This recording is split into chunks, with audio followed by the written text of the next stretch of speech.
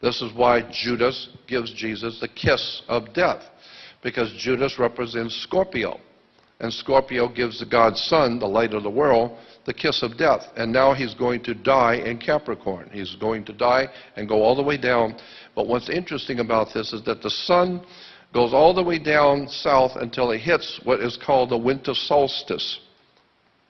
And that's on December 22nd, the sun hits the lowest point on the sky in the south on December 22nd. It's called the winter solstice, the beginning of winter. And for 3 days, the United States Navy will show and explain it to you that the sun comes up for 3 days, 22nd, 23rd, and 24th, on the same degree. It doesn't go any further south, and it doesn't come back north. But on the same degree that it was on December 22nd, the sun rises the next 2 days, 23rd and 24th, on the same degree. So the ancient people said that the sun was alive. He was the lion of the tribe of Judah, Leo. He got the kiss of death from Scorpio, and now he is 3 days, he's not moving at all. So therefore he's in his tomb for 3 days. Then on the 25th of December, the sun moves 1 degree northward. And you can calculate that, as the Navy does. You can calculate. It's very slight, but if you got the right instruments, you can see the sun move 1 degree northward. Therefore, it came back to life. So now we celebrate God's Son being born again. He's born again. When? On December 25th. So we celebrate Christmas, or Christ Mass. And then when you start looking at how the word S-O-N and S-U-N are interchangeable in Christianity, and God knows there's a lot of information on that. So that basically you boil down Christianity as some worship as astrology. Old Testament is astrology. Some worship. Yahweh, as I said, was associated with the sun and the planet Saturn. Let me give you another example about the ancient religions of the world. Moses was a lunar deity. Moses was a leader of the moon cult.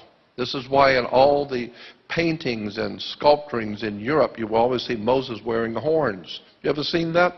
Moses wearing horns. It's in the Vatican. It's in all the museums of the world. Why is Moses always pictured with horns? Because Moses was a leader of a lunar cult, the moon worshippers. So at one time, the Jews were worshippers of the moon, and that time, a period of time, we call the period of Moses.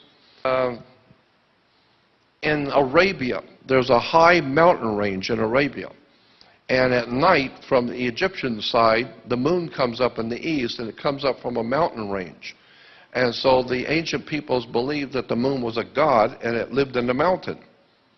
And there are religious celebrations of the old man of the mountain, the moon god. And in the ancient Arabic system, the moon god was called Sin, S-I-N. That was his name. The moon god of Arabia was Sin. And a mountain in the ancient language was spelled A-I. So you take the mountain A-I with the god who lived in the mountain, the moon god, Sin, and put it together, it becomes Sinai. So you get Moses goes up into Sinai. No, it's Sin Ai, the mountain of the moon god. And this is why Jews have their celebration after sundown, because that's when the moon comes out. They don't have the celebration during the day because that's when the sun's out. So that's the time for Christians to celebrate God's Son. The Jews are worshiping the moon god, Sin. So I don't intend to, I'm not trying to offend anyone, but I'm just trying to tell you where religions come from. Religions have been given to us by the same people who gave us our government, our banks, our educational institutions. Our whole entire ruddy system in Western civilization is based on religion, politics, sex, drugs, and rock and roll. It's just business.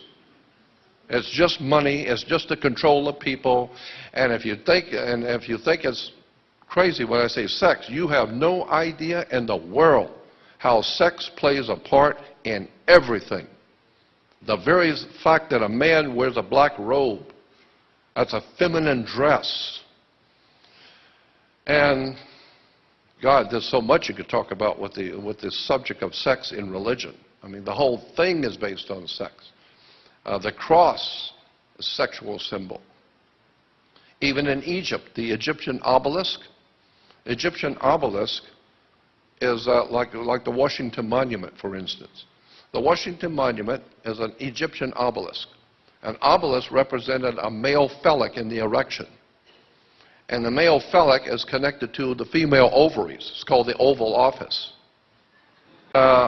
So the point I'm making is that our institutions around the world, especially in Western civilization, are based on symbolism, lies, deception, manipulation of our thinking, and somewhere along the line, if you're really looking for truth, and most people aren't, like that movie when well,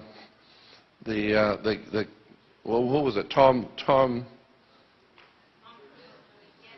Yeah, in the movie when, anyway, the kid says he wants the truth, and the other guy said, you can't handle the truth. Our country, like so many before us, and like so many after us, was in fact founded by Freemasons. Freemasonry has played a part in almost every government ever founded in this world. It is in operation today throughout the world. We want to establish first that what we're not talking about is blue masonry or the Masonic lodges in your hometown. We're not talking about the Freemasons that live across the street from you. We're talking about a worldwide fraternal organization that is powerful enough, old enough, and wise enough to operate behind all governments in the world, behind fraternal institutions, monetary systems in the world, and yes, they are in fact connected. For instance, the idea that our country was founded by so many Freemasons and Rosicrucians, among others. Who are the Freemasons? Why are there emblems and symbols throughout the world on flags and emblems and symbols throughout the world on all sides of conflicts? We might ask ourselves about the Red Cross. The International Red Cross is a Masonic organization. They always, in every conflict, are able to go behind enemy lines. Why is the Red Cross, the International Red Cross, able to go behind enemy lines in wartime and conflict? There's a reason. The judge don't give a damn about the facts. He's the boss, and in this court, he calls the shots. Well, yeah, but the other judge said, I don't care what the other judge said. This is my court, and I call the shots. So I will decide. If I kind of like you, maybe I'll give you a break. If I don't like you, maybe I'll add 10 years. Now, what are you going to do about it? You say, well, yeah, but the law says, no, don't bring that up. This is my court. I call the shots. Therefore, there is no law. America is a land of lawlessness. In the Bible, in the book of Revelation, it talks about the rise of the man of lawlessness. And I've often wondered about that. It's very interesting. A lot of interesting, important stuff written in the Bible if you know what you're looking at. But it talks about in the book of Revelation the rise of something called the man of lawlessness. And I used to wonder why, what in the world was that all about? Because America's got so many laws. We've got thousands of law books. That's all we are, is got law books. So how can there be a man of lawlessness that would rise in the world? Well, now I understand. America is the home of the man of lawlessness. George Bush couldn't care less what the Constitution says, the Bill of Rights. It just don't matter. He's the boss, and whatever he says do, that's what you're doing. You say, well, yeah, but the law says they don't care. And if you bring that up again, you're going to jail. Why? Because he represents the Vatican. The Bush regime was front for the Vatican. The most important enemy this country has today, people will never understand it, but the biggest enemy that this nation today has is the Vatican. The Vatican is behind the crap that's going on all over.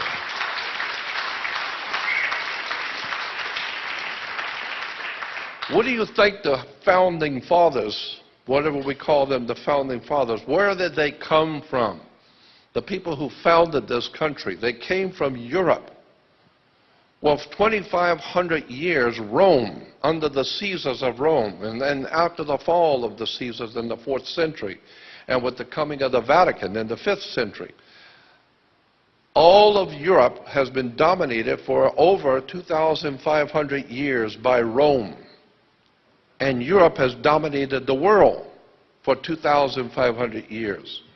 So I'm saying that if you want to find out who the real enemy of this country is, you better start looking at the Holy Father. And you better start finding out the connection between the Vatican and the Nazi Party of Adolf Hitler. Thank you, Jordan.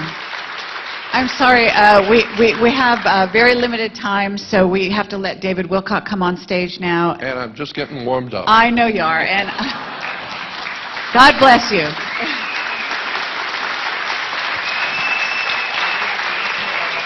Ask yourself also about the biological warfare going on in the world today.